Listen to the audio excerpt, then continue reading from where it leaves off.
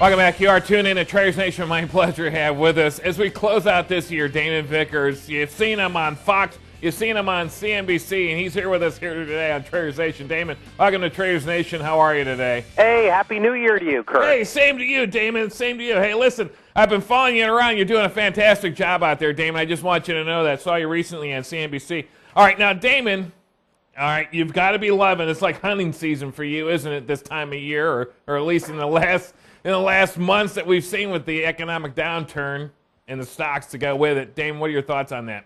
Well,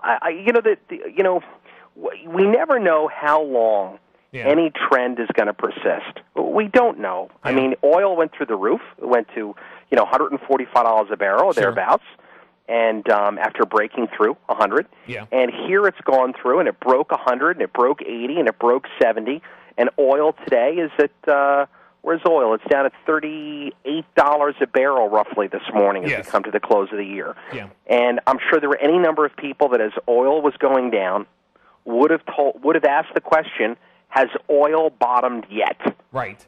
And yet it didn't. The trend continued. Right. So as you ask me about this market that has been for many a very bad year, but I would say this year has been terrific. Yeah. And I'll share with you why. Sure. But I don't know how low the market's going to go. All I can say is that the trend, the downward trend, is still intact with intermittent eruptions of hope.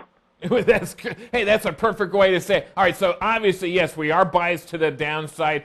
Now, and you say, well, you don't know how low it's going to go, and I agree with you. I don't know if anybody really knows. You could ask 10 people and get 10 different answers. Agreed? Yeah, you definitely would. And on every one of these dips where it stops, the media is going to have a tendency to pull out all those that are hopeful, that'll drag out the old cliches about buying when there's blood in the streets, and I don't know. I mean, maybe it's like that scene from the movie Gladiator where they start killing things out in the middle of the arena, and there's blood in the arena. Right. We just don't know how many things. We don't know how many animals and/or people are going to ultimately. We don't know how thick the blood's going to run. Maybe that's the thing. That's right. Now, Damon, here's a good point. Are we talking ankle deep, or are we talking waist deep in blood in the street? That's right. I don't know. Damon, but you've been a bear. You've been dining on some of these stocks that have really taken a beating. Some they needed to, and some others were just simply dragged down because everything else was being dragged down into double-digit areas. Where are you looking at as far as, are you shorting what? That's a great question. Yeah. We were very short during the course of the year. Yeah. As we come to the close of the year now, being the December 29th, we are flat. We are not short. Okay. And we're not long. We're sitting in cash. Yeah. The market right now is kind of directionless. The trend is still down. Yeah. However, things that we would look for to short are not setting up. A setup for us means a breakout. This year was a great year. We shorted Lehman Brothers. Nice. We shorted General Motors. Sure. We shorted Countrywide Financial. Yeah. We hit the Canadian banks. Goldman Sachs, Morgan Stanley, Lear, which was a beauty, as well as a whole bunch of others. I would tell you that this year, 2008, was a great year for. Well, I don't know. I mean, you say investors? I don't know. So, I mean, I would tell you it was a great year because the trends were very strong and the number of points covered was very strong. Right. I would also tell you that an investor in 2008, 2009, I believe should begin to adopt the viewpoint that the investor is no longer concerned about whether the market goes up or down. There are so many vehicles for an investor to make money from the market going down, whether they be bear market mutual funds, or our fund, 9 Points Capital Partners, if we're right, or ETFs that make money from the market going down. That there are many, many options for investors to capitalize on the direction of the market should that direction be down. All right, now let me ask you about, because we did talk a little bit about geopolitical events, the government bailouts coming in. And in a second, and let me put this out there, in a second, I want to give your listeners the easiest, simplest way so that they can avoid having, if they lost money this last year, perhaps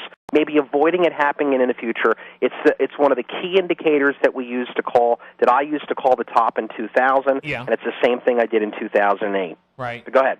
No, where can they get that? What is the key indicators that you're talking about? Well, very simply. Yeah. We know that markets generally track above their primary moving averages in uptrends. Sure. We know that markets generally track beneath their moving averages in downtrends. Okay. We also know that if you look at the S&P 500, which is a good barometer of the U.S. stock market, amongst others, but a good one, that if you take the 200-day moving average and the 400-day moving average, and if you apply them to the S&P 500, you'll find an uncanny correlation between those two moving averages crossing over at bottoms and tops. Nice. They did it in 2000, 2001. Yeah. They did it in 2008. If you had seen that and simply exited the market right when that crossover occurred at 2000, 2001, and 2008, you would have avoided a lot of the pain of this last year entirely. Yeah. And if you had then moved your assets into investments that would rise as the market falls, not only would you have avoided the pain of this last year, but you actually would have made it a really tidy sum. Oh, you're absolutely right. Anywhere from 20% on up. I've seen some of these bear market funds of like 48% in the green. Okay, now, Damon, on that chart, you got the convergence between 200-day moving average, 400-day EMA. Is that on a daily chart, a weekly chart, a monthly chart? If you're looking at, I do look at weeklies as well as dailies. Right. Keep in mind, traders, and we're speaking to a trading audience. Yeah. Be very mindful to trade your time frame. If you go in on an investment on a daily, try to remind yourself that I want to go out on a daily. If I go in on a weekly, you want to go out on a weekly. Right. If you're looking at a 200-day moving average, you need to be looking at a daily chart. Right. Yes. All right. Now, didn't really see a Santa rally this year. Is this like a precursor to 2009, Damon? I don't.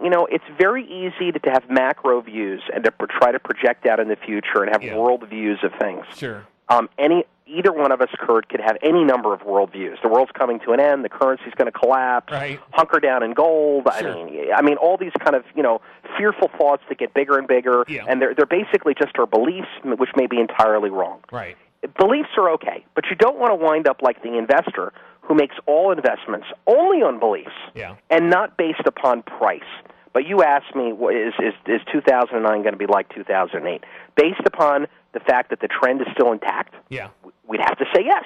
Right. I think we've the veracity and the velocity and the momentum and the outright weight of the decline, the gravity of this decline, and the speed with which it has occurred is unparalleled in recent times. Right. The backdrop economically, if you wanted to go into the belief area, is also unparalleled in recent times. Right. Damon, I can tell you. I can tell you. I don't know how many longs are just waiting to get out of 2009.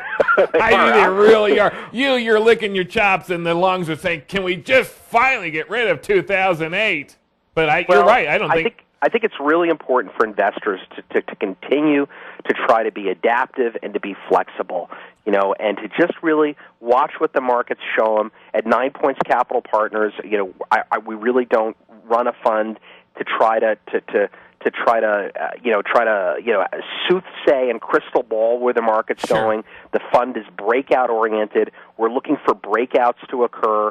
When we shorted General Motors, and we did it, I believe, in the high 8s, low 9s, nice. we were looking, the market had broken support. And we actually shorted General Motors, if memory serves me correct, at a new all-time low. Yeah. I'm gonna look to short stocks in general when they're breaking new all-time lows, and I'm going to be looking to buy stocks or ETFs or markets or commodities or currencies when they're making all-time highs. This isn't my unique approach. It's the same approach that Richard Dennis used with the turtles. It's the same approach that William O'Neill talked about in How to Make Money in Stocks. Right. It's what, countless I think more successful oriented investors do. Yeah. You know, we clearly know that when stocks are making new highs, they tend to go higher. Yeah. We clearly know that when markets are making new lows, they tend to go lower. Right. So it's a good strategy. All right, we're about out of time here today. We can find Damon Vickers at DamonVickers.com. Now, Damon, you've got the 7 mistakes investors make over there. That's for free information. Anybody can get. Is that correct? Yeah, absolutely for free. And what I did was I took 25, 24 years of experience investing and tried to sum it up in an easy pamphlet or PDF or whatever it is. But it is absolutely free, and some people said it's even humorous. But hey, God bless you, Kurt. I hope to join you again, and Happy New Year to you and everybody at Traders Nation. We'll see you in 2009. Damon Vickers, DamonVickers.com. Head on over there to get that free report. Damon, thanks for being with us.